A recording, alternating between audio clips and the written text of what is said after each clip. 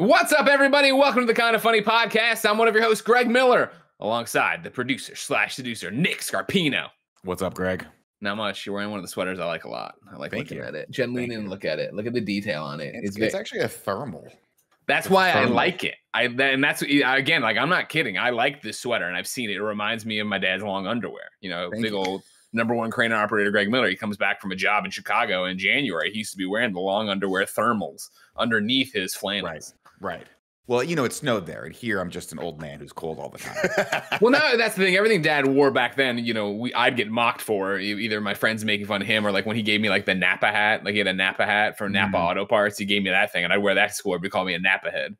Like, go take a nap, Napa head. Like, don't get me wrong, kids aren't that inventive with their insults, but it hurt, and I stopped wearing the hat. You know what I mean? It's a dope hat. It was this big old yellow hat, Andy, had Napa all over it, one of those little blue balls on top. I like to picture that you're wearing like an entire bodysuit of this one material, and there's like the butt flap, you know? Oh, you mean like it's like long, like the Wild Wild West, and I have to go out and take a poop in the outhouse? I always like. This is always the thing, Andy. If I can for a second, this is why I don't. This is why I don't hike, and this is why I don't camp. The idea of having to poop in the wild gives me so much anxiety. I don't like it. I'll never do it. If there's a hotel within anywhere hiking distance, I will go to the hotel, poop, get a coffee, come back to the hike. What might slip in while you're? What might slide in? But he's not glamping, Kevin. He wants to get out there and actually find the wilderness and the ticks. No, first of all, he would never do that. Yeah, everyone's pooped in the wild. No one feels good about it afterwards. I've never done it. First Christmas Jen ever took me home, or crazy hiking sister got a little special. Got a special little shovel to bury her poops when she went hiking in the desert, and she was very excited about it. Because your poops just don't disappear when you hike in like Death Valley. You have to. Oh, they don't know. Bury them. You have to work for that. Do you dig the hole first, or do you dig the hole right next to the poop and then like like a cat? You know, like a cat, yeah. I think you dig the hole first, but you do raise an interesting point, seeing as how none of us have done it. That I would think you dig the hole first, but then you are talking about pinpoint accuracy. I'd like to know in the live chat who thinks they're good at this, at pooping in the wild. And then what do you? Melissa Hagler immediately has already outed her husband. Cody's done it. I'm outing you, Mr. Hagler. So we'll get a report here from Cody Hagler in a moment. Okay, good. I want to know, because I want to know what the wet wipe situation is. Is that legal? Can you put that in Nevada State Parks? No, you can't put that. You can't put that in the poop hole you made in Death Valley. They're not biodegradable. No. I thought they were. You look for otters. But it's also that thing where it's like you and me, Nick, are talking as look for otters. Nick, you and I are talking as two people who live in the city and can do whatever we want, right? I have a feeling that if you're pooping in the desert and you're just like living off Cliff Bars and granola and stuff, your poop's coming out like just a solid log. You know what I mean? It comes out like the dirt. It's actually a lot of fiber, so like it's probably smoother. But you're also probably. But it's like it's packed together. Yeah. You've seen my poop up there. I go in there, it's you know what I mean? Like it's just like chicken wings and M&Ms. It's like that's not giving me the solid thing. I've asked him to see the doctor about that. I refuse to. It's my entire life that way. What do I care? You know, and it's also I think because I'm so loud, I swallow a lot of air, and I think that's got to have something to do with it. I don't know if that works that way. I've never Googled it to see. Fuck. But you drink a lot of alcohol. I'm so loud that I swallow a lot of air. Like that, Greg. You've said a lot of weird things. That is a uncharacteristically non-Greg thing to say. That seems more like a Nick thing to say. That is like 7-year-old logic. Well, Andy, you come over, you listen and look at my poops, and you tell me what's going on. Right? Okay. It's not like I don't eat a vegetable here and there. You know what I mean? Like we've all heard you poop extensively. I know. Right? I've never heard Greg poop before. I've never heard a man. Liar.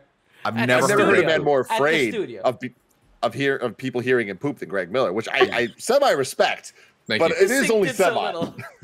See, I think Kevin, I think what you're confusing it, because Greg's like a stealth pooper. You never know when he's pooping. I don't think I ever. That is a lie. I never knew he was pooping. No, I went out of my way. I tried my hardest not to poop at the studio. When I did, it would be faucets on the whole way. You know what I mean? Yeah. Sing a song in there.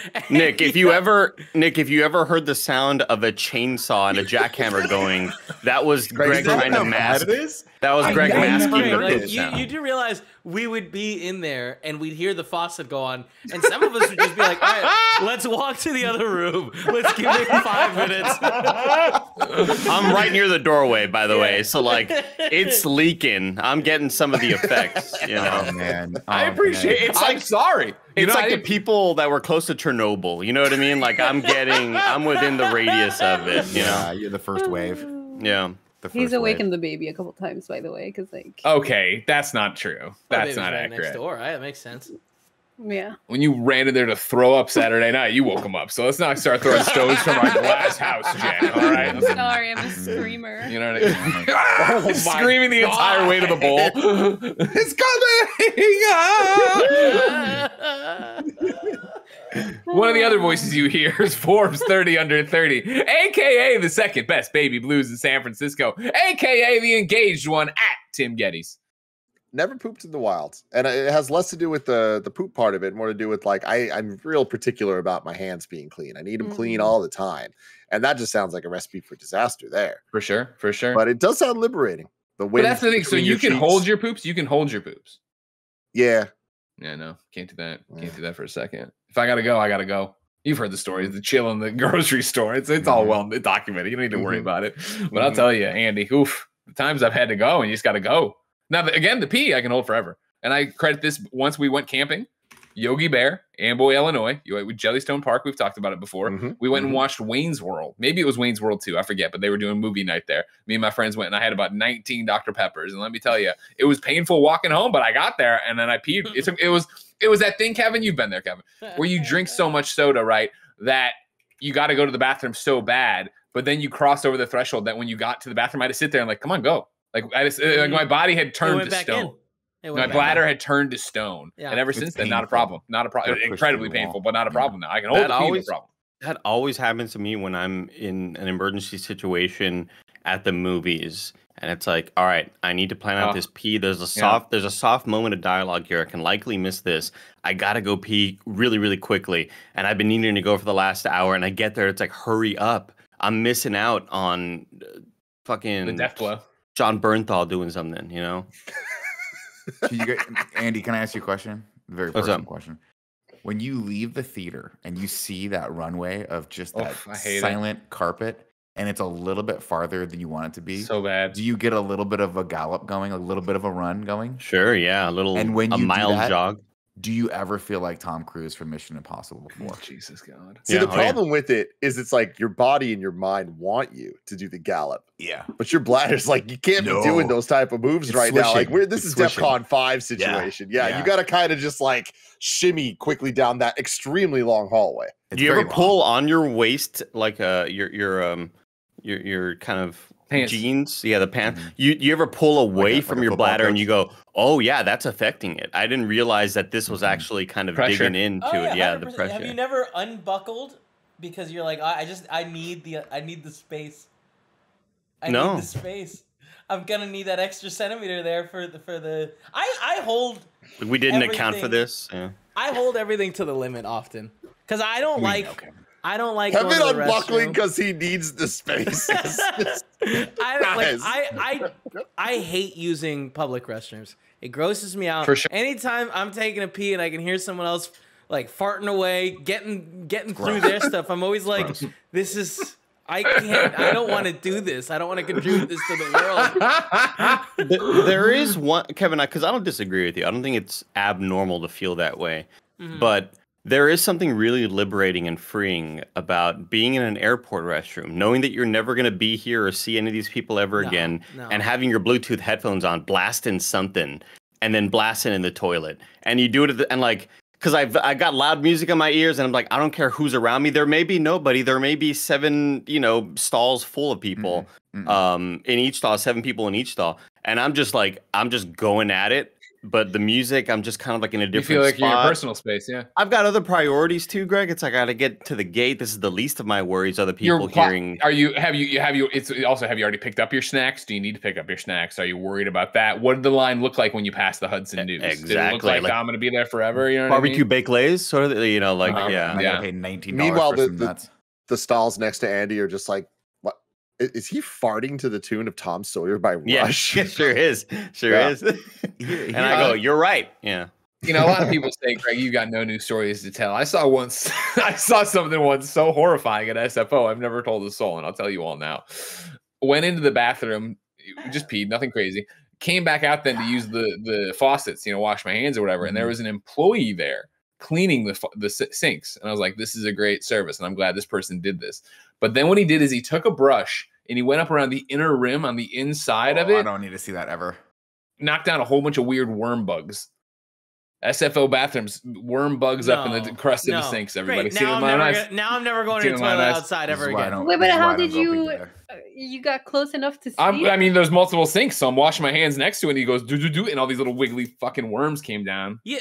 At that point, you need to be like, sir, is that a normal occurrence? Or I want to stop you right there. I want to stop you right there. What is the infestation of these worm bugs like in this entire facility? No, I just feel like I'm not mature enough to go to the bathroom in public restrooms like that. Like number 2. Number 1's fine, but number 2, I'm with Andy where I feel like very self-conscious about people hearing anything that's happening. And then I go, but instead of Andy like just doing what a normal human being should do, which is just kind of dealing with it and pretending like it's not happening, I have to call attention to it. And I'm sure you guys have heard this. Like if there's a sound that happens from my body that I think is funny, I'll go, ooh. What was that, Andy? Yeah, he'll be doing it on trips and not even on. Like I'm in the room and I just hear him talking to Andy. Yeah, it's a way to kind of drive away the embarrassment and the attention away from it. I'm sorry, we can take a side trip real quick just for how much Nick is infected everything. Her baby that way all the time. She uses the Nick voice to talk to Benjamin, and then we'll do it together. What was it I texted you while we were at the farmer's market? She said something the other day. And then again, the other one, like this, I shit you not, guys. And this is, I feel like something kind of funny. Best friends, the Trogs out there, they all understand and probably are in the same boat. We're sitting there having a serious conversation about our son the other day, and it was something about like changing diapers, diaper cream, and his private area. And I kept saying a word, and I kept saying a word, and eventually Jen goes, "What is that word you're saying?" And I realized I had been dropping in Pisha leak. Yeah. And I was like, oh, Pisha leak. It's what Nick's grandmother calls his penis. Little Pisha leak. How did I not know this? Oh, yeah. My grandma used to call the little Pisha leak. Which Nicky wash your Pisha leak, if I remember was the story. And then, Grandma, I gotta go Kiki. Grandma, I gotta go Kiki. You gotta go Kiki. You can go Kiki? I know. Oh, yeah. Yeah, I know the Kiki thing. I didn't know Pisha leak. What the hell? Pisha leak, which I think comes from the Italian word pesce, which like pesciolini, Pisha leak, like little fish, I think might be where that comes from. But I'm chat, if anyone speaks Italian in the live chat right now, let us know. But I think that's where it used to come from, which if you think about it like that, Andy, referring to your grandson's penis as a little tiny fish might be the most demoralizing thing ever. But he's a baby. You were a baby. You were 28 years old. I was a solid 28 years old. 12, 13 years old. That'll do it then. Yeah, that'll do it. Yeah. That was the last thing you did. But what was the word that she said? Hold on. You can keep looking. I still haven't given Andy's introduction, so I'll tell you, of course, that's the Hispanic heartthrob, Texas treat, Latino heat, clicking heads and ripping them to shreds. Globe, trotting, head, shotting, nitro rifle from twitch.tv, Andy Cortez. Earlier when I made a Jon Bernthal joke. Yeah, what movie were you thinking of? Jon Bernthal was on the mind because about 17 minutes ago when Nick mentioned that he was wearing thermal, I was going to say Bernthal is a palindrome for thermal. That would have got me, Andy. That would have got me. And it's not.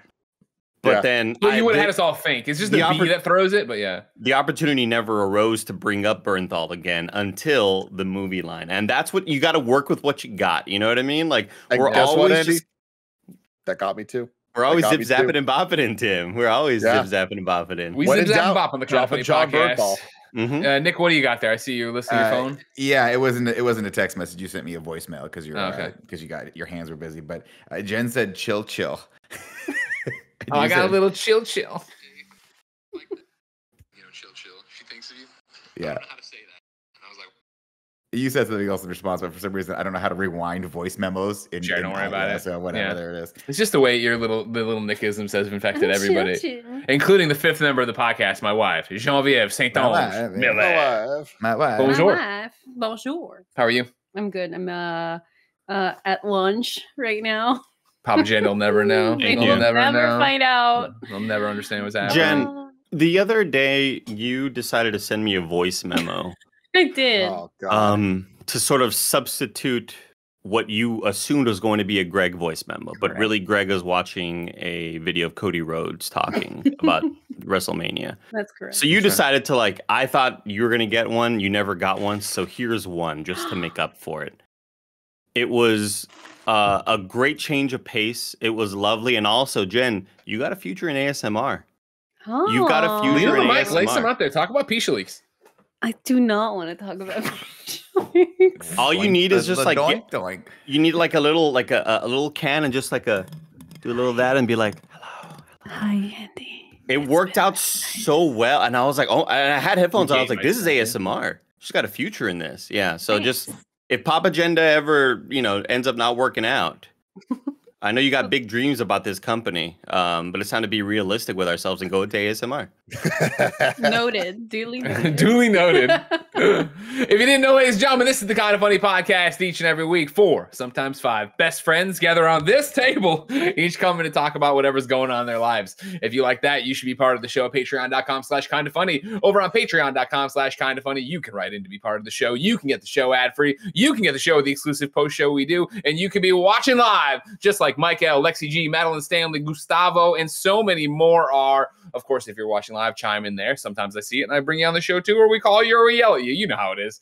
However, if you have no bucks tossed our way, it's no big deal. YouTube.com/kindoffunny, roosterteeth.com, and podcast services around using the creator code kindoffunny over on the Epic Game Store or Rocket League, Fortnite, wherever you're playing those games. You can go ahead and enter kindoffunny, all one word. Make us. Nick knows every martial art. And now you can too by buying his shirt. You can get on twitter.com/kindoffunnyvids. So even if you don't want the amazing shirt, which is amazing, it's a good shirt. Sold out. At the pre-order thing, Greg. This kind of funny thing. You know what I mean? You get the bonus though. You get the battle pass and NFT to put on my characters and every game. Wow. I like the red version. I'm not. I had my phase with baseball tees, and I'm over that. I appreciate it. Make my chest look weird. Okay. I was telling you and the pod, and yesterday I got sort of another kind of substitution for a voice memo. This is from Greg Miller, and this one was this is while I was streaming, so of course all the chat is like, Andy, you got to read Greg's tweet, and I know it's rarely ever important. No. If ever, never ever actually. And so I decided to read it, and I don't want to lose my voice for the podcast tomorrow. So imagine this is a voice memo, Andy, and now that he has moved on, the markers, you mean makers strings, right? I sure do. Yeah. The maker strings can no longer contain my power, and I can see all the way to the source wall and the cosmos in between. Like, the light that emanates from each plant is a lie. And no, same level as Zeus. Let me know. This is Greg. And then follows up with another screenshot. I have so many pages in this book, Andy. So many. My favorite thing about the second screenshot, though, was that the first sentence, the title, was in title font. Yeah, it was 5 times correct that in the least. I thought it added to the how you genre I was doing. Yeah, exactly. Yeah. Which means I have my first baby cold now. I'm fine. Jen's fine, except for when she got sick and threw up on Saturday and woke him up. But I'm the one who get blamed for my poops. Terrible time right now, and I just started laughing. And that's he was being very quiet, so that was even in the show. And I don't want to seem like I'm not invested in this terrible show to find out what's going to happen to Madeline and Colby. I got to know. At James Davis Makes, Fargo, Brady, Pransky, Anonymous. Today we're brought to you by MeUndies and Maple. How long?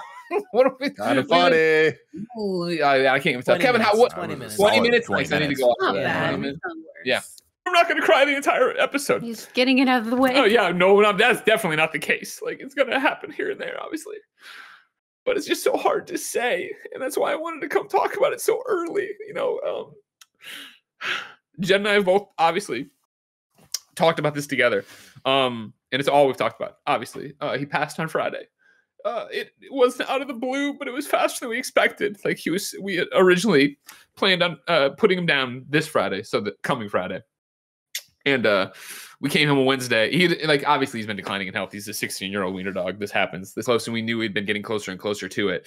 And so, we came home Wednesday, and one of the many started tumbling through for Porty, where it was just like dominoes going down. And so, we'd come home Wednesday, and obviously one of the problems he's had forever is his legs. He's a dachshund. That's an issue. And then, of course, he had broken blown out both of his knees, torn both of his ACLs in his back, and that's an old thing. And when we had moved, we had already lived in a place before with hardwood floors, but then moving here, it's the same kind of hardwood floor thing. And he had slipped a bit at the old place, but not as much. It wasn't that bad, yeah. Yeah, but here is one of those things where his legs, he kept losing his legs from behind. He started sliding and doing splits. Which is something that they warned us about when we did the ACL surgeries on both legs. Like, they were like, it's just going to be a weakening sort of thing throughout the years. And he's had the surgery and he was already he was old as hell. He was already 10 plus. 10 plus. Yeah. This is why I have to wear house slippers. Exactly. Your legs start sliding, you start doing the splits. Cav, do get pet insurance for dogs. Sorry. So it's just not helpful for the microphone. I know.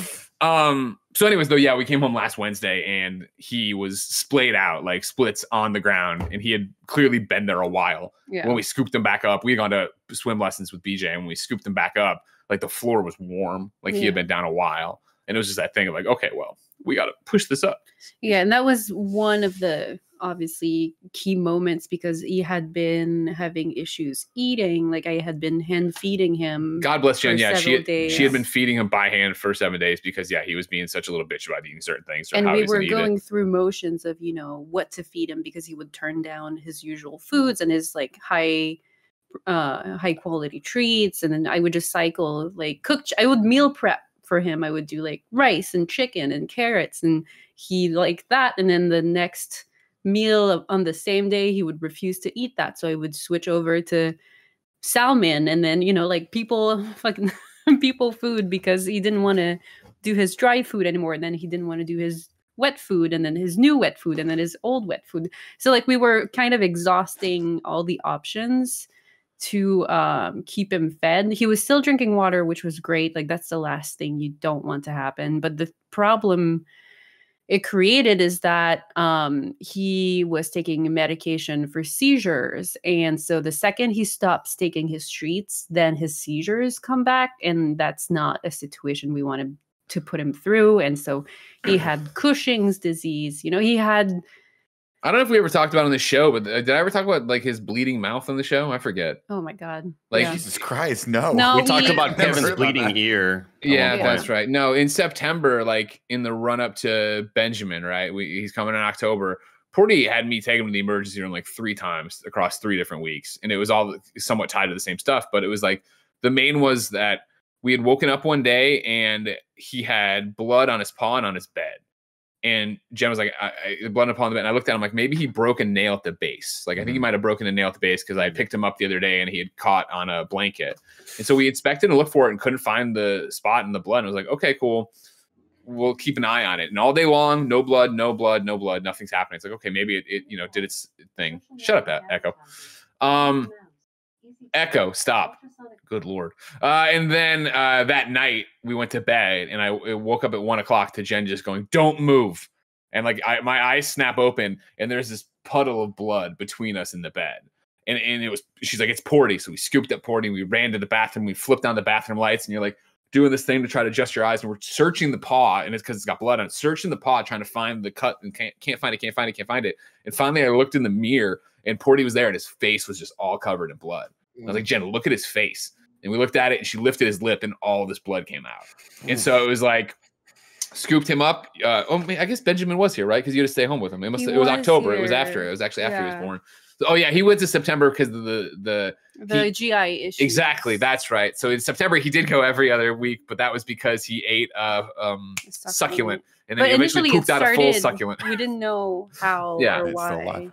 And so, still alive. Yeah. And then this time, it was, I had Jen say goodbye to him, that he might not come back, and ran him to the emergency room. And they came out and they're like, he's not bleeding anymore. It's clearly a dental thing. He has dental disease, clearly. And he won't let us in his mouth. So you have to wait and take him to your real vet. And, you take him to the real vet and they're like, yeah, it's an abscess. Here's an antibiotic. We'll put him on that thing. The antibiotics have to be taken with food, which then goes back to this. Don't worry. I'm so close. I'm so close. I hate this when you're trying to find a photo and you know you're going to get there and you're still struggling for it.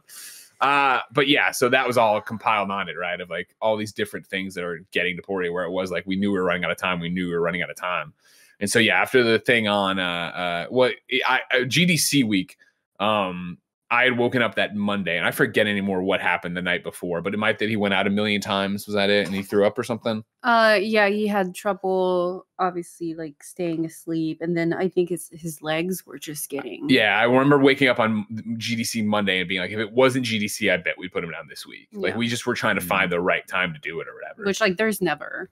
Of course not. Time. Yeah. And so once we got to coming home that Wednesday, it was like, all right, that's all there. And so then Thursday, you guys were nice enough to cover it. We all took the day off or whatever and hung out with him. But even then, like we were putting him in a laundry basket and carrying him around and doing all the stuff so he can do it.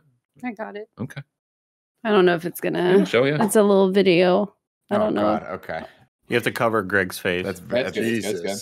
And like the scale of it is just like. I don't know if the thumbs up was appropriate. No, it's not. It's just because I was very happy for our mattress cover to have. We had just the day before gotten a new mattress, and it was like interesting. Great. We just got a new mattress cover, and I was like, "Do we need it on here?" And now I'm going to double up on that bad boy. When you bleed through the mouth, it'll be helpful. Don't worry about it. I get punched in the mouth before I come home. But so we're at a point now where we had said goodbye to him so many times. And you've heard the story on the podcast too, obviously. Like when we were still in the old place, and we foolishly fed him that T-bone, thinking it would be like how it was when me and Jim Riley did it a decade earlier or whatever, and like. That was the first part I ever said goodbye to him. You know what I mean? Of like, he might not come back from this vet visit. But it turns out that doesn't make it any easier. No. I mean, I remember, obviously Portillo has been in my life since we started this business and before, because he used to bring him. You knew about IGN, yeah? Yeah, and so I just remember the two to 3 years there where he was Donald Ducking it because he kept having to have surgery on all his legs, and his butt looked like a Tetris because it was just like bald in spots. And I was just like, oh man, this little dude's a trooper. But he was just such a sweet little dude, man. Like, and there's nothing more that can be said about him. He was literally, there's just those moments where you're around something where you're like, you might be one of the best dogs that I'll ever encounter, to the point where you're almost like you've got such a personality that you're a human to me at this point, just like pure good time, man. Like that's the thing about Porty that I always thought was so funny. Is like he's just so funny. Like everything he did was funny and just like makes you laugh and smile and shit. It's just like literally there's never been a picture of him where he doesn't look like a doofus. And it's just like that energy is just something that you can't. It's a cartoon character come to life. Like I feel like the cartoon images of Porty are less cartoonish than the dog itself, Yeah. It's like one of those things where like you look back at all the pictures that Greg, it was awesome that you shared all those, and it was nice to go through. And I'll be honest with you, when you put that through, I cried a little bit that first day where you're like, today's the day, because I was like, I didn't realize how much that was going to affect me. Because I'm fucking made of steel, whatever. Of course, man. You can't break steel. But he really was like the perfect, in my opinion, like mascot for us. Yeah, that picture, the picture that'll always have as like the last picture of him, and I know it probably wasn't, but it's the one that you posted a lot, which was him with the whatever the fuck Kevin calls those things that go on Zarf. Yeah, the Zarfs, the upside down Zarf with a crown written on it. He was our king. He was the perfect mascot for Kind of Funny, kind of clueless, adorable, completely innocent, and just made every room he was in better just for having been in it. And that was just Porty. A little stinky. Just a little stinky, yeah. And kind of falling apart all the time. Exactly. Kind of a let me tell you, the stink factor definitely amped up in the 2 years since you guys got to be around him every day. It's the mouth, man. That mouth, yeah. Tim, you go. One of the many things that broke me seeing it was the amount of people referring to him as the first best friend. Yeah. Like that. It's so powerful, like that. And I buy that too, like that is the relationship that you, Greg, had with Portillo, like was so clear. And I think that it's not silly to say it's like such a great demonstration of what Kind of Funny is about, and your beautiful thing that you wrote on your Instagram, but talking about him being there with you playing video games and all that, it just puts things in context in a way that, like, even though I've known it, I've known you and I've known him for so many years now, it's like, you just don't think about certain things sometimes that are so normalized for people, but like, for sure, that is the truth. He was with you through all of that, like through every video game, every movie, everything that we talk about on these shows. So much of your life has to do with this little dude that was with you, What's, in the thing I wrote, I started writing that. I had started writing that in my head a long time ago, probably, where I was like, after XX years at my side, blah, blah. and actually wrote it in the emergency room parking lot because, of course, it is still a global pandemic. So in September, when I took him in, or when the teeth thing happened, I took him in. Like, I wrote it in the parking lot while I had to wait for him and find out what was going to happen to him, or started writing it. And it is such a crazy thing to think about. One of the first things I put in there was, he's hopefully happy. It's made you smile in one of the dozens of videos he's been in. And it was one of those where I kept iterating on it and coming back to it here or there. And then when we get closer, I'd write a little bit more about it. And then it was that thing of like having my own realization to stop downplaying it and change it to hundreds of videos. Cause like for every Colin and Greg live, he was in my lap, right? Everything from the studio, every Gamescast, or I say the studio, everything from the spare bedroom, he was in my lap for, right? Like he's been in all of these different things and all of these different, in every Let's Play, you know what I mean? Like I had, again, this is gonna be an emotional roller coaster of a podcast. We're both good. You know what I mean? Well, as overall, best we can be. Yeah. I'm sad, right? I miss my dog. I miss my best friend. You know what I mean? Like that's always here. I've never been in this much pain. I've never been this depressed, but I'm okay. Like, don't worry, everything's okay. But like, one of the things that has just been so crazy about all this is like anything I could want of him or from him, I have, outside of being able to pet him or hold him again, where it's like, I wished, I was sitting there. It's like, oh man, I should have taken more. I should have had people take photos of me with him playing video games. Like I had that thought. And then I was like, oh no, like the first year of Kind of Funny Games, every Let's Play I mean, he's at my side. Like I don't have to worry about that. Right. And it's the same thing of like, even more recently, like at the very end there, like, one of the sounds of the house is him walking and clicking and clacking his nails and paws hitting the hardwood and hitting the tile floors. And, I made a comment about that on his like last day in like last hours. And Jen was like, film it. And so like, I've watched that video, just him walking through the house, hanging out. And so we're so lucky to have all that. But then it's also the thing of in the post, right? And I've said it for years. I think I said it even like maybe towards the end of IGN, when you started wrestling with the fact that we had a platform or something or had an audience or something. And I always said since then, definitely through Kind of Funny, right, of like one of the silver linings to him eventually passing would be the fact that I knew we wouldn't be alone in our grief. It would be the fact that I knew, hundreds, thousands, and this changes, obviously, you go through the years, would be so greatly affected by it. And again, and we'll talk about grief a lot, I think, in a bit, maybe even really soon. But like, in the same way, I think I was naive about the impact of that. I was naive about the actual thousands of people who would be affected by it. Like, since we said something on Friday, since we announced on Friday, like it's been outrageous, in the best possible way, the amount of people who have reached out through all different means in a way that I'll never be able to respond. I can't, respond to Instagram comments, tweets. I went back and watched the Twitch stream where it happened live, where people started, waking up to the fact that Porty was gone and stuff like that. And, the donations and the flowers and the emails and it's overwhelming, but it's also like so touching that he did make such an impact. Right. We said yesterday, one of the things we're talking about, right, of like such a small dog has left such a big wake. Yeah. You know what I mean? Like it affected so many people's lives, and that's so special. And I think it speaks to how special he was.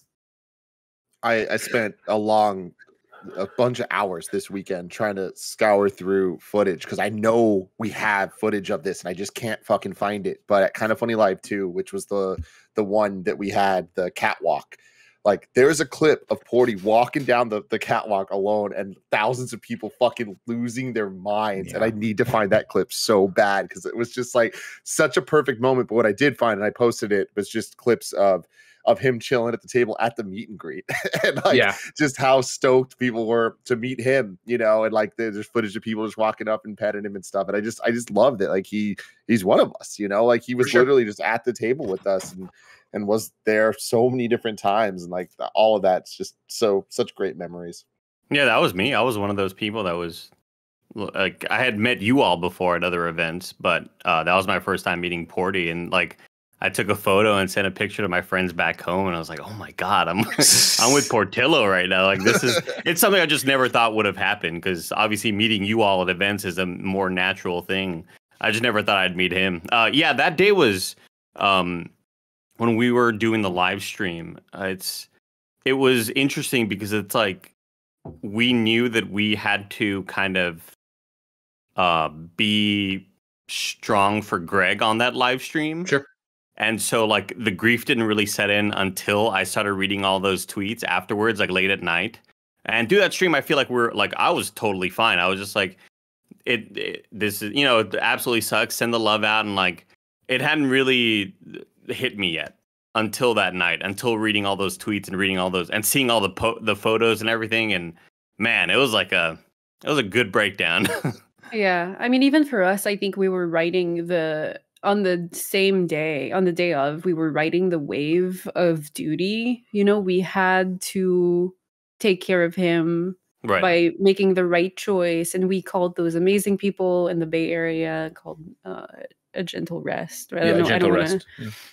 Obviously. We have a letter upstairs from them. We haven't been strong enough to open today. Yeah. And so essentially a vet comes to your house and, you can say goodbye in the most comfortable setting for your pet. And like, that's just such an amazing service that you can, if you have obviously like, the desire to do that you can do. And because Porty hated the vet. He hated the Porty vet. would flip the fuck out to go to the vet. So like, and not to mention every time he comes back, he doesn't have ass hair. I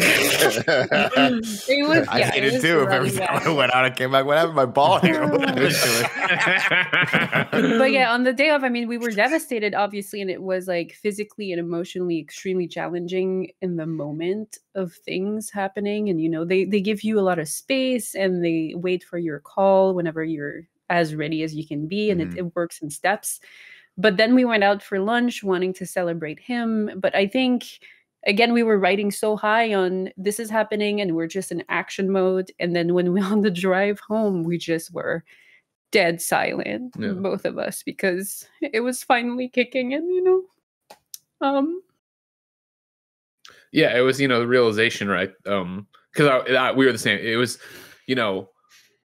I'm very much Band-Aid off guy. I said that to the vet when we were there, right? Because like I was like, "Are you sure? Are you sure?" Time, but like getting to that morning, the hours kept flying by to get to the vet being there, and then the vet was there, and then it was super great about giving us time and all this stuff, and blah blah. And so like once we walked the vet and Porty out and came back down, obviously we had to sit down and cry outside, and the sun like Porty likes or whatever, and then put up the post or whatever. Because again, like. For me, one of the things in the build up to it was wanting to share, like, not wanting, and it sounds weird to drop a grief bomb on you, but like to wanting to share that with the world because I knew the reaction would be there. And it was so isolating not having other people in the know, in the moment, have that same feel. People are, just doing normal things and normal emails and normal tweets. I think you also felt responsible to tell people who cared about him. Sure, and sure. Having that contained inside was just eating. But once we sat down and like it was done and it was over, and then we tweeted and we sat there and started looking at responses and looked at each other, that we had that moment of like, I feel at peace. I feel this is peaceful. Obviously, we're sad and we cried and stuff, but I was like, this is peace. Yeah, okay. Let's get it together and go have lunch and celebrate him. And then on the way home was the realization of like, you're coming home without him. Like, he's not going to be here. He's not going to be in the kitchen. You know what I mean? Like, and the way the place we live at works is we come down a set of stairs and it's like our kitchen door, and we always in plain sight, waiting to. Well, usually dead asleep until you wake up because he's so old now. But he's waiting for us. Yeah. And so like coming into that, like, oh shit. And then it's been like, everything since then has been, oh shit, right? Like he's not here for that. Yeah. It's outrageous how it's all the small gestures that make what your routine is like. Because with Porty, obviously for the last 5 years, we were giving him medication. Yeah. 3 times a day, and so it's those small gestures, or we have an alarm system, and that in the early when we would walk him 3 times a night because he would wake up every 2 hours to go outside for the last couple of years, maybe year and a half, we would turn it off. So like we would find ourselves triggering the system because we had not been outside. Yeah, we're leaving. We're actually leaving the house. And at a reasonable hour, and it's like, oh yeah, nobody's been outside yet, nobody's done anything. And if Porty was really good at something, is telling time. Like he knew exactly when his medication was due, and he was like, "Hey, I need my pill, and then I need my meal," and So losing those anchor points in the day was way more difficult than I anticipated, because we would we would just find ourselves standing in random areas of the house like broken Sims. Like we lost kind of what the thing we were going to mindlessly do, but your brain is still on that train of thought every day, and it's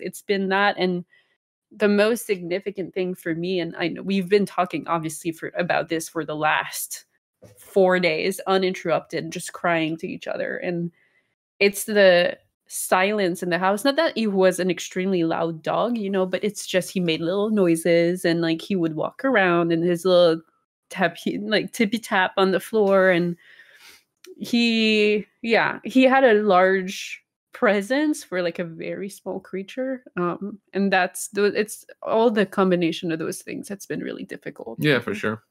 And I think it starts to, you know, get into the grief topic, and you know what I mean, of like, I haven't grieved anything as an adult, and I guess relationships would be it, right? You know, previous relationships, but you know, in terms of death, like my family isn't the closest family, and so like your grandparents would be the last real hallmark of that. And we lost Grandma Miller, and I was in high school, I think a freshman, so like still a kid, you know what I mean, still very much at home, still not having to worry about that. So to get here and like lose this guy who's been my sole priority, as I say in the video, by the way, awesome video from Roger, you know what I mean, like the shot, you know, we know Roger's amazing in a class act, but like literally last month, maybe 2 months ago now, I don't remember, I hit him up and like, hey, it's not going to be long. Like I'm going to do my own post, but I would think Kind of Funny should do something unless I'm totally wrong. He's like, no, we should. I was like, all right, just put it on your radar. And literally like the next day, he's like, when you're ready here, I'm like, holy shit. Like, you know what I mean? He turned it, cranked it out that way, and then took notes and did stuff. But in the video, you know, it's an old conversation with Colin Clip where I'm like, my only real priority in the world is taking care of this guy, like getting home to him or whatever. And so like the grief comes in waves, but then I kept talking about it being like throughout the weekend, right? That I understand and know about fight or flight, where you get that surge of adrenaline, you know, you're going to fight or you're going to go. And we know from talking to so many people and talking about it ourselves, right? Anxiety is that misplaced adrenaline. That's where people get set off and do all that stuff. And so with the grief thing, I would find myself at random points just spiking and flipping out because like every fiber of my being is telling me to do something for him. And there's nothing to do anymore. You know what I mean? And it's, you know, it's the most fucked up, like, mission accomplished of all time, where it's like the goal was to take care of him and keep him alive. And we did it for nearly 17 years. He would have been 17 this summer. October, it would have been our 17th anniversary together.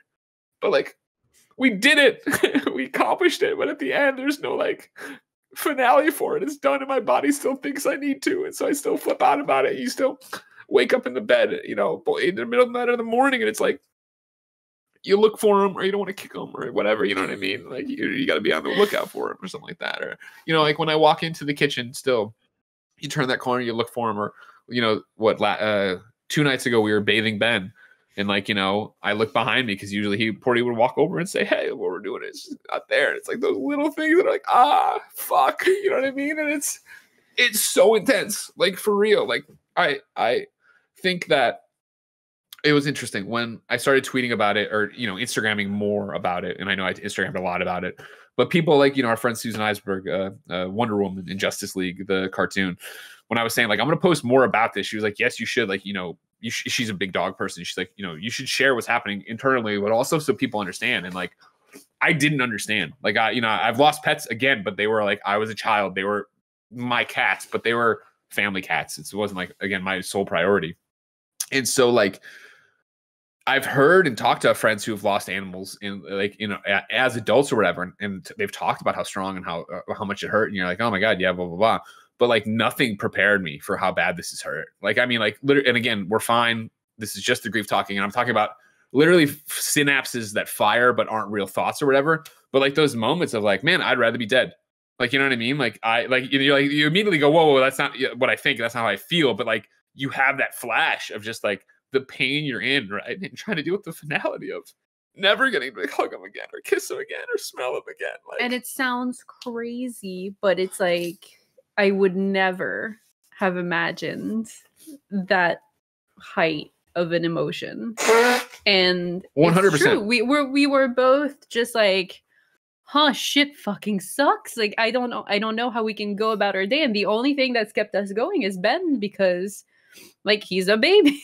And he needs things every minute of the day. And he, like, thank God, honestly, because we would just, I don't know, we would have just laid down in the dark. And I mean, that's the most fucked up thing about it, whereas like Saturday and Sunday, you guys know, you do this with us and you do a million things and have lives too. But like, I've said it before and talked about it before, but like, you know, the way our lives work it's always the next thing. It's always the next thing. It's always the next thing. And I think time just goes through our hands like sand, man. It just goes so fucking, to sit here, like, you know, not morbidly, but just a marker, like, you know, Porty got put down on Ben's 6-month birthday. Like, the fact that we've had Benjamin for 6 months is ridiculous. To see how big that kid is and how much he's changed, how much he's grown already is ridiculous. But Saturday and Sunday were the slowest days of my life. Yeah. Where like at 2:00, Jen turned to me. She's like, I just want to go to bed. I want to get to going to bed. And I was like, oh my God, I've looked at the watch so many times today, because all we had was each other, which is great. Like, don't get me wrong. And like, we've said multiple times, we can't do this without each other. And we keep saying that the others, I got to die first. You know what I mean? I don't want to do this. We were making too many murder-suicide jokes, and then somebody delivered something in our window. The windows were open as we were making murder-suicide jokes. Like, they're going to call the police. But like, you know, it's just this like ridiculous living hell of this weekend that it's been. And of course it's COVID. And of course we were already sick. Like, we were supposed to go to a friend's baby shower or whatever. But like, with Ben being sick, it was like, well, let's not try it. Then Jen got food poisoning. Then I caught Ben's cold. Then Ben kicked a glass into Jen's teeth and chipped her tooth. It's just like, it was like all these things, but like we were like trapped here where we just couldn't get out. And it was like, all we could do was do this. So it'd just be this weird ass cycle of watching The Ultimatum, taking care of Benjamin, and then just bursting into tears. And then laughing. Yeah. Stop because it's flare-ups. It's the craziest thing. And that's again where I can't I can't really talk about grief. What I can do is, once it's up, like, Kevin, all right, there, give the context. I'm standing in the kitchen and it's through a window. I wanted to take this beautiful photo of Greg holding Porty, and I accidentally captured him a quarter of a second away from a total meltdown. This is Porty at sunset on his final sunset. Like, again, Porty loves being in the sun. Like, that's what he like. This is me grief fucking stricken Thursday night. This is me losing. You know what I mean? I'm just like. That's Thursday night. You can imagine, Friday not having him, and honestly Saturday, where I tweeted like, this is so much worse. I was already behind on KFW stuff, so I was into WWE 2K22, made a bunch of stuff, then started. Was a little bit older. No, fuck no, Jesus Christ. That's Andy. There are so many times we have said thank a breakdown, and then he laughs at us, and then we obviously, and again, he's like, we're in the middle of whatever, and I started crying, and then we get back to whatever you're doing. But like, if he was crying, if he was sad, I'm glad he doesn't understand what's going on. Yeah. He's not, I like that he's a reprieve from it. I like that he's doing his thing. Yeah, and he's not at the stage yet where he actually reads emotions super well in adults. So that he could converse with you all, and it wouldn't just be two people grieving and communicating. Whatever is happening in the little guy's life, that might be a bit of an easier thing to kind of keep your mind off of things. Because again, I thought you were totally great. Today's Tuesday? Yeah. Today's Tuesday. Yeah, yesterday during Kind of Funny Wrestling. Like, yeah, I'm around. I think it's also the change of environment where we, lived the last couple of days upstairs. The office is downstairs, right? And so Porty didn't really hang out down here ever because it's so cold and he hated it.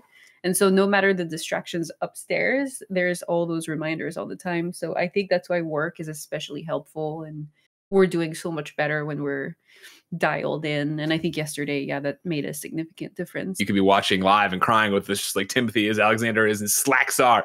And you could also get the show without any ads. You could write in to be part of it. You can get it with the exclusive post show we do. But guess what, Jack? You're not on Patreon. So here's a word from our sponsors.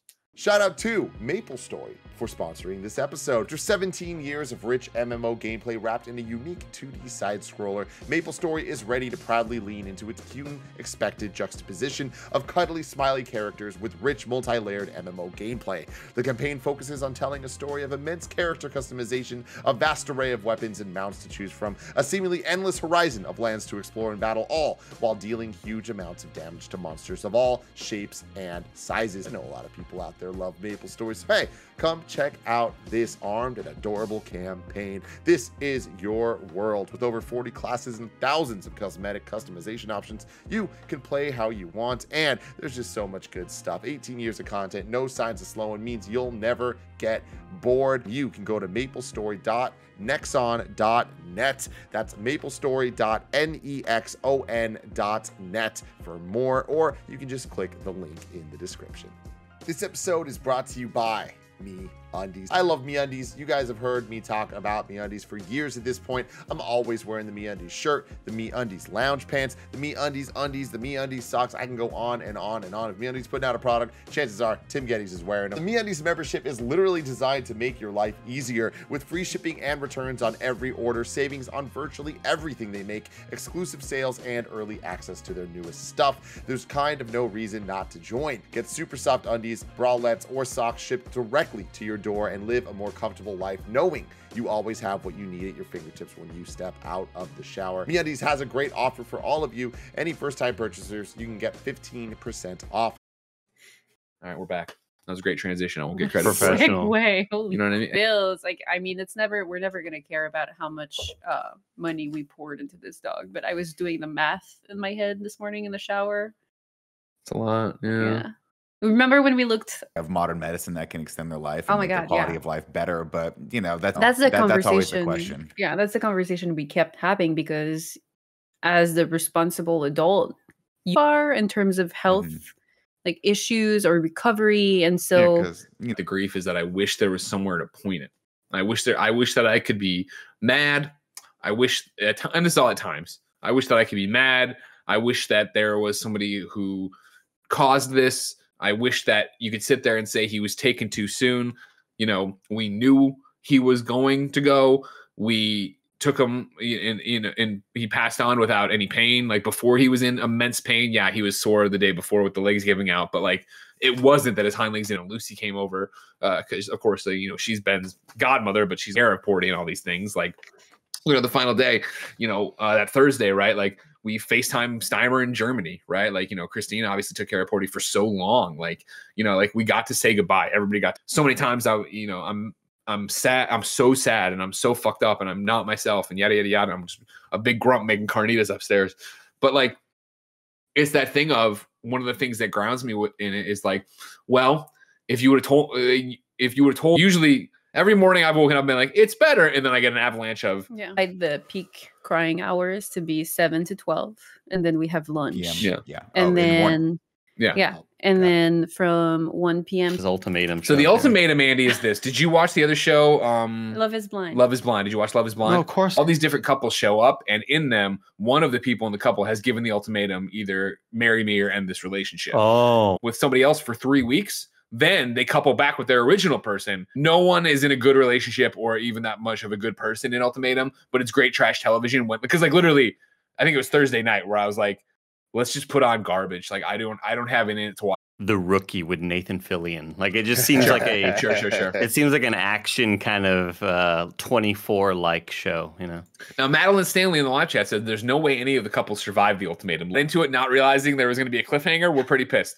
But the finale is going to be Wednesday, and beginning. Oh, Alexis, get out of here. That was Alexis and Hunter. Alexis and Hunter, not our Alexis and Hunter, but don't worry about it. I've been on a lot of podcasts with you, Greg, over that.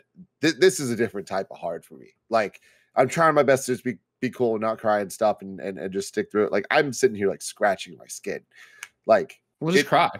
I know. No, well, I've done that. I've done that. I know. Yeah, I know. And it's extra hard for me because you don't want to make it about you or whatever. And it's not about me, obviously, with this. But like I have been crying so much the last couple days just because I care so much about you and how hard this is for you, and like knowing how hard it is for you, that it's just it's a new like level of this grief and stuff that you're talking about, that like I, similar to you, have not dealt with losing many things close to me in my adult life. Like when I was young, I lost my grandma, I've lost people, Kevin's father for sure, like people that were very, very, very close to me. But in my adult life, that hasn't really been the case until like 2 years ago when I lost my mom to dementia. She's still alive, but she's gone. And I've had to deal with that and learn to deal with that. And I still have to deal with that like every single day. And it never gets easier. It just kind of is something I'm just kind of like reminded of constantly when I get a phone call from her and it's not her, but I need to talk to her. And that's so hard. But my kryptonite, I'm emotional. I cry a lot, and I'm proud of that. I'm okay with that. Like, I have nothing to hide from that. But my kryptonite is dog movies. Like, I just can't do it. I never could. And like, I've never been able to deal with that stuff. And because it's such a choice to bring these people, these little guys into your life and like care for them. And you don't need to, you could just not do that, you know? And I've joked for a million years. And if you listen to the podcast, I've always said, I'm never getting a dog. I'm never getting a dog. And it's not because I don't love dogs. It's because I can't fathom this concept of losing them. And especially now, you guys know I've lost that war twice. And like, did you lose the war the second time? The second time, I feel like you were participating in the opposing force. You were the aggressor on the second one. That's the thing that I'm saying is like, it's not a war against G, it's a war against me, right? Yeah, like it's just letting in this love and allowing yourself to feel this way. And like, I've always loved Porty, and now I just love him so much more because I've allowed my heart to let that type of love in. And I just keep thinking about you, man. Like, I just keep thinking about how hard this is for you. And I just feel so bad for you. And I know that you gave him such a good life. I saw someone in the chat say that you platinumed Porty, and I love that. Like, that's fair. You did everything you could. And it's just, this has been so much harder for me than I could have ever imagined. And I hate even saying that out in the world, but it's just, I just really love you, Greg. I really do. You too, and like, you were such a good dad to him. And Jen, I love you too. You know, I got it out. I just really had to say that. I appreciate it. And I feel you, and I understand that. And yeah, never, you know, I understand that. And I don't, it's one of the not rough things about it, but like, you know, Jen is Portillo's mother. And I've always said, since we got together and I saw them together and how they are, that it turns out, you know, my role was to get him to her. And so I feel like I unwind more in the past 4 days than Jen does. And she grabs me and holds me and tells me everything's going to be all right. And I mean, we'll get to, I guess, you know, our connection and how yet another horribly traumatic incident has brought us even closer together than we thought possible. But there is this thing she'll occasionally say when she unravels a bit of just like, this hurts so much for me, I can't imagine it for you because you had more time with him. And I hate that because I just don't feel like that's what it is. And I know it's just something you're saying in the moment. Don't get me wrong. Like, fuck you. Well, it's like, you know, the other thing is, I you know, if you were having a conversation and I said something self-deprecating or painful and you were like, but it's not like that, you know, I would go, oh, I know. What we've found in this is that when I'm completely fucking gone sobbing, I can't have the nuance to I know, so it almost sounds like I'm yelling. I'm like, I know, and I'm like, and like I've come out of it so many times, like I'm not usually like, no, I get it, I get where you're at or whatever. But it is that thing of like, we just started saying it. I know. Porty has been, you know, so powerful to everybody. Like I don't think it is a, you know, this, that, or how much you've been around. That's true, but like I don't want you to minimize how central to your identity and your soul he was. Sure, right? Of course. Like, I never would, yeah. There wasn't a Greg Miller without Porty. Yeah. No. It's like and I've talked about that, right, with you throughout this, of course, like, you know, he wasn't my dog, he was another appendage. You know what I mean? Like, you know, if there was going to be a Greg Miller action figure over the last 16 years, there would have been a Porty packed in with the box. Like, that's how we were. And it's also, you know, that gets to the whole thing too of like, you know, one of the things that's so hard where at moments, not all the time, obviously, but at moments when I talk about it, right, is like, one day we'll get another dog for sure. But like, and I don't mean, I stick with me, that dog will never be Porty, obviously, in personality or anything like that, but that dog will never have Porty's life, where it's like, the next dog we get will be a family dog. The way I just described my family pets, right? Like the next dog we get will be our dog, all three of us, and probably, you know, be Ben's best friend and all these different things. The synopsis, the TLDR, right? That dog is never going to go to Let's Play Spring Break with me. That dog is never going to go to RTX with me, and you're never going to be on a Kind of Funny stage probably and do all these different things, right? And it's like, when I remember when I said that recently, you're like, no, Ben will. Yeah. And that was a cool moment. You know what I mean? Of like, but it was also a light bulb. And then of like, we also set him up for heartbreak. When Ben doesn't want to do anything video game related. No, it was no, when his dog passes. Oh, sure. But it was more the thing of like, you know, on the first time we went to I took Jen to the new studio, and this is when we didn't have any countertops or any appliances or whatever, but it was our first time seeing it with some walls up, and Jen, you know, flipped out and kept getting goosebumps and saying, but one thing she said is like, one day, you know, Ben's gonna come in here and around that corner and run up to you and be on set with you. He's gonna run to Nick and he's gonna be like, Uncle Mickey, Kiki. But no, it was more the fact that for that now. Ben's gonna run in there and be with me on set and yada yada yada. And I never thought about Porty doing that. You know what I mean? Like probably because I knew, but also just, I mean, he can't. You know what I mean? Like he's a physical. We knew. That's the thing. Like it's been a roller coaster because we've been looking at photos and like the memories that you have of him that are the most substantial are always like when he was at his best peak, his peak. And but it's been really grounding to watch videos and photos of him recently where, you know, he's not walking, we have to carry him, he's not eating, and he's losing weight, and like really reminding ourselves that he was there, he was at that point. Oh, for sure. Yeah. And so, but yeah, it doesn't make it easier, obviously, but you knew, like we all knew it was difficult. Yeah, I mean, Kevin, if you want to throw up my Instagram, like the two most recent posts are like the day of. So it's like the final family photo there, and then me kissing him here on the bed is right. Like I think my watch. It's an hour on the dot. Yeah, if you go over, that's an hour before the vet comes to put him down. But like that's what he did. He just laid on the bed till they came or whatever. And then if you go back to the first photo, the family photo, right? Like it's us outside trying to get some sun or whatever for him, but like he's just chilling and doing what he did. But yeah, you know, then if you go way far to the announcement post, like you're saying with him with a Zarf on his head, like he has all his colors, his eyes are bright, like he's, you know, a different dog there and stuff. And like, you know, it's so easy to sit there and be like, oh, that's what it was. But yeah. Isn't it, but going back to that family photo though, isn't it like so telling though that like Ben doesn't really understand what Portillo is. Yeah. But he just knows that there's this amazing thing that's fluffy that he just wants to interact with. Loved petting Porty. He loved petting Porty. Jen would always have to say gentle, and he got it for the most part. You know what I mean? But and you know, do whatever interpretation of any of it you want. But since Porty's been gone, number one, day of, he wanted to be held up to the Porty photo in the living room, which he's never done. And then he talked. Mm-hmm. He was like, not like words, obviously, but like actually like had a and like which also he doesn't do normally. Mm-hmm. And then ever since then, in the room when I'm putting him down, he has a wiener dog mobile, and he's never given a shit around it before. And now he's like obsessed with it. And so it's just like the weird things where you're like, you know what, I'm not gonna project anything onto what's happening here or whatever, but that's happening, and that's very fascinating and how that would happen. Oh yeah, I mean, I'm sure he misses him, right? I mean, that's the thing, is like the thing you guys are really talking about is like there's just this unspoken, like you can't really put your finger on a bond between us and dogs. I mean, I guess our animals in general, even though I'd argue cats are from Satan.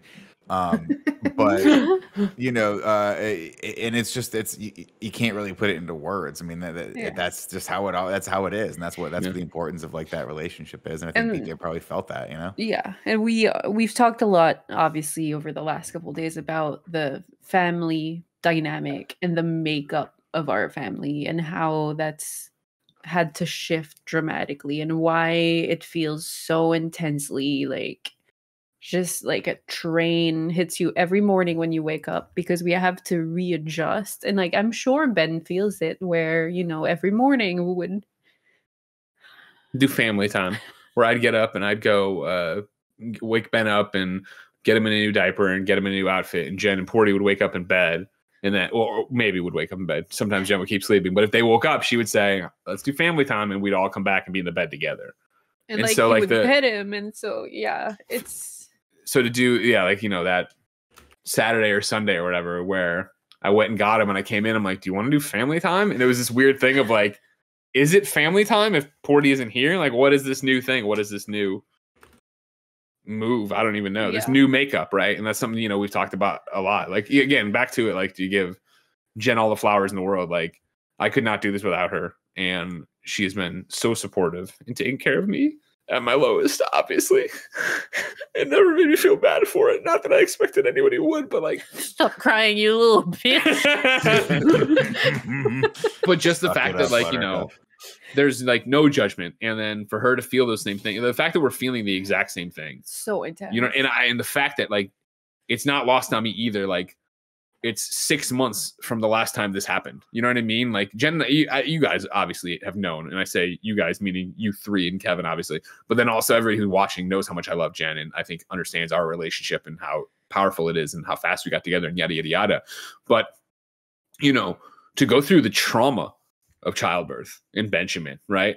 Like, and I don't like that did not go well. That did not go right. That did not go according to plan. And then 6 months later, to have to go through the trauma of losing Porty and stuff and be there. Both of those like put us into different stratospheres in terms of relationships and communication and people. Like, you know what I mean? Stuff we've never had to go through before.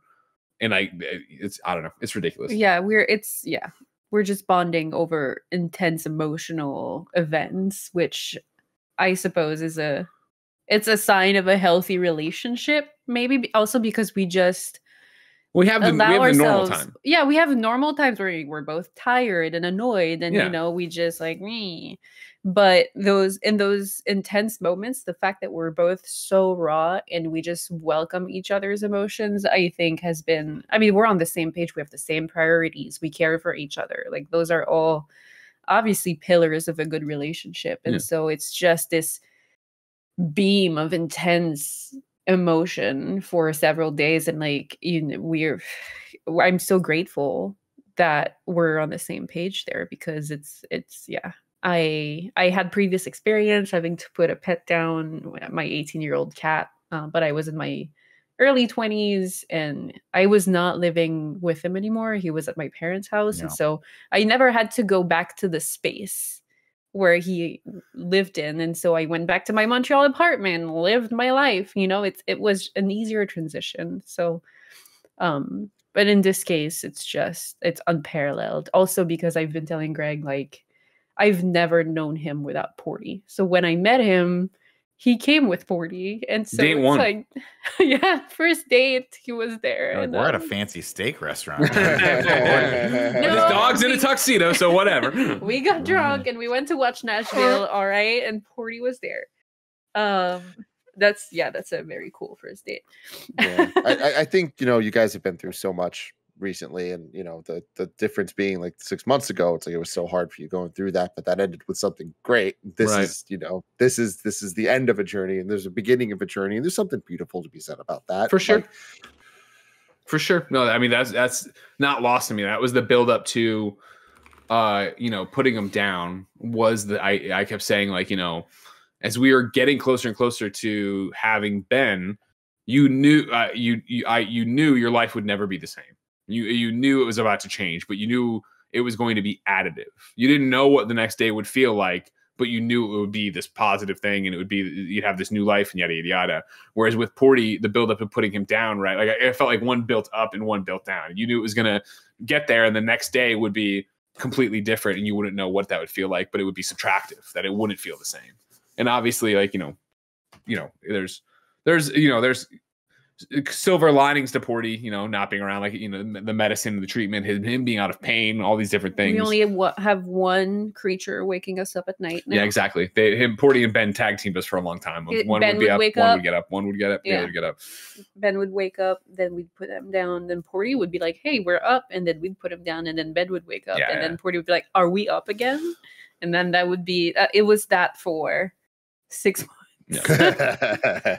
And so, yeah, that was the thing, right? Of like, you know, there's a bunch of really neat silver linings to it, right? Or not, you know, what, maybe not silver linings, but there's neat kismet and crossover to it, right? Of like, you know, the same thing of like, I posted about it, but you know, when Jen got pregnant and we knew Porty was declining in some regard, it was this thing of like, 9 months, a lot to ask. But I kept saying to him, like, just make it till the baby gets here. I just want you to meet him. I just want a photo of you two together. So the fact that he gave us 6 months, right, of memories and photos and stuff. And then, you know, Laura Bailey, you know, had reached out, you know, her and Travis had a very similar thing where they had their son and then they lost their wiener dog. And I remember at the time sending them flowers, and I think it was 18 years. And I put on the card, like, 18 years, may we all be so lucky. And so, you know, she reached out with a lot of words of encouragement this weekend. And one of them, of course, was that, you know, since they had the crossover, they had it and we had it. Like, you know, their son counts their dog as their dog. Like he talks about that dog. He knows, he has photos to look at of that dog. And like, he feels like he has a relationship with that dog. He really doesn't have memories of that dog. And our nanny had said the same thing, that the kids she watches, you know, they are in a very it was a cat or it was a dog? It was a cat. It was a cat. Same thing with a cat, where they'll tell people about their cat, but they didn't meet their cat, but they have photos of them as babies with the cat and stuff. So it's like, there's this nice thing there with, you know, Porty then, of the same regard, right? Of like, okay, cool. Like, Ben will know that. Ben will understand why there were so many goddamn wiener dog things in his room in this house. Let alone, you know, maybe we'll have a wiener dog again by the time we get there or whatever. You know, who knows? But yeah, there's a lot of stuff to that. What an episode. Yeah. Real uplifting. You know what I mean? Yeah. No, I mean it's great that you guys can share this stuff, and you guys know. I mean, eventually that severe grief you're feeling right now will subside. It'll, of course, thank God. Think about them, but it'll go from being, you know, 20% of remembering the good times, 80% grief, to the opposite, right? You'll remember those wonderful times. You'll see pictures and you'll think about them. There'll be that pang of pain, of course, that goes along with any loss. But the reality is, like, you know, you guys have entered into this amazing new era of your life, where, you know, you've experienced this loss, but you have BJ to look forward to, and you're going to raise him, and he's going to be incredible. And, you know, one day he'll be Andy's boss. Of course. Yeah. Oh my God. He'll be so much taller than all of us. Andy, we might have some openings at Pop Agenda if you want to. Okay, sounds good. The ASMR division. Yeah, exactly. Andy, take them. Yeah, you know, it's interesting right now. The one thing we talk about is, how much the photos and videos and memories are helpful. Like, all that's great. That's not what makes me cry. What makes me cry is the missing him in the absence of the house. Yeah. Well, we found little tricks, or like not tricks, but things that help relieve some of that, because it's the absence of physicality that's been really, really difficult. And so we have like his blanket that, you know, I've been spooning at night, just like because he would sleep right against my chest. And so like, I came to bed Friday night, like ready for bed, not in a good place, not, you know, great, but in a good place. And like, I came in there and Jen was already crying, and like, I got into bed and I was like, awesome. I get to be strong for a change. I get to be the one who comforts her. This is great. And then she said, I'm going to get his blanket. And it's his blanket that Lucy used to have, that he loved when he always slept on. And when Lucy had to move away and we moved away, she's like, you can keep it, Port. And so he loves it. And it's in the photo, it's the blanket he's on or whatever, when I'm kissing him. And so Jen brought it back in the room and rolled it into a thing. And then I'm like, all right, yeah, come on. And she laid down, and then she put it in my arm, exactly where Porty slept, in my arm. And I was fucking done. I was so fucking, I didn't mean for things to go this way. Like, we usually slept like that, where Porty would fit right into, when we go to bed first, we all like to cuddle, and then it's like, leave us. Like, we don't want to touch each other, and we're all on our bedsides, and Porty is on one side or the other, right? And so we just switch sides. But then we always start with either Porty and Greg's arm, and then like I come over and I hold his little toe beans at the bottom, you know? And so I just wanted that. It was a loaded movement. Yeah, it just fucking destroyed me. And then when we came back on that Friday, when we came back from lunch, it was like, oh right, this is going to be a living nightmare. Yeah. Jen went in there to take care of Benjamin, and I came in and I asked them if they needed something, and then I glanced down and I burst into tears. And she's like, what? And I walked over and I grabbed the little super Porty that had been knitted for Benjamin, because there's a shirtless Spider-Man that got knitted for Ben that came with the little Porty that can attach to his wrist. Mm-hmm. And I've been carrying it now in my pocket for 4 days or whatever. He like weirdly has the same like straw fur texture, and he's a little rough around the edges, and he's like all crooked, so he's very accurately Porty. And so it's been nice. Like a scale model. Exactly. It's been nice. You kiss him on the head, it feels somewhat normal. It feels like somewhat like when you kiss Porty or whatever. So it's small gestures and like sunlight. Oh yeah, sunlight, of course. Yeah. Still feels like I've never spent so much time in the backyard, where it's like it's been so nice in the bay lately.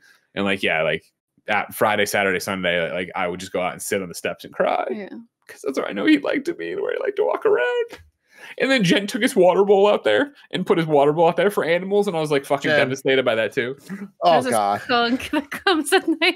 I was gonna say, I was like, it's a lovely gesture until the skunks come. Oh, I mean, we see it on the cameras every like other night at 4 a.m. He goes down the stairs, and so I also just wanted a location, and that's where he used to poop the most. So it was his spot. It was his spot. Good spot. I have one question before we get out of here. All right, good for him.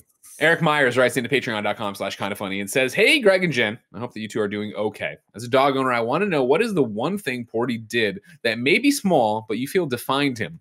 A particular noise, maybe the way he yawned, or just a small detail that you will always remember that made him the best good boy he was." Thank you guys both for sharing him with us through all the ups and downs. And I hope you know how much of an impact and legacy he leaves behind. Much love, Eric.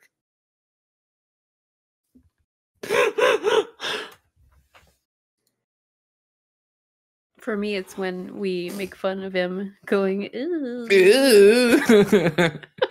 Just the stupid noise we made up for him that he makes when he walks around going, because he's not steady on his feet. He's not steady on his feet, and he's like always shaking a little bit. Always shaking a little bit. It was bad there in the end. And that's the thing is, I think there's so many little things. There's that, like we had a baby gate up for him and not the baby. And so like in his crotchety old age, he got a little bit better when Ben got here because he realized, of course, like, wait a second, I'm no longer the number one priority. But in his crotchety old age, he would come down, we'd bring him to the living room to watch TV or hang out. He would maybe give us 30 minutes. Then he would want to go to the kitchen and sleep in his bed. Then he'd get up from the bed and want to go to the big bed, but he'd always want to go to the big bed about an hour too early. So he would just walk over, put his face between the bars, and then rock back and forth and go like dung dung dung on the thing. And so like now I've caught Ben has crib bars, and he'll hit those, and it sounds so much like it that it cracks me up, but also makes me sad. The clickety clack of his paws. You came when I was taking care of Ben the other night. You walked by, and it did a little bit of the same noise, and I was like, oh God. Yeah. His horrible breath. Horrible. You know what I mean? That was always bad.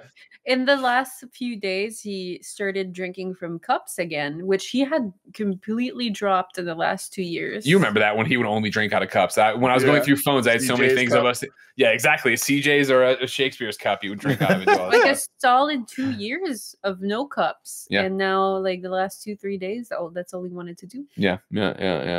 But there's that. It's the smell. I hope I don't ever forget his smell. I like the smell so much. Not his breath, but his body. Little toe beans. I laughed so hard, Greg, at the photo. I was reminded of this moment of the photo that Chloe, our friend Chloe Naylor, replied to you with. And it was during, I think, Star Wars in Review, and you decided to come out as Professor McGonagall. And you were yelling, and Porty was in the studio.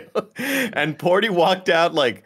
And I'll never forget the look on his face of just like pure confusion as to why his dad was just up that way and yelling at the top of his lungs. And he just kind of looked up at you like looking really good. Like I'll never forget my perspective we were all behind the desk looking down at him. And I was laughing at you. And then I looked at Porty looking just completely like, what the fuck is going on right now?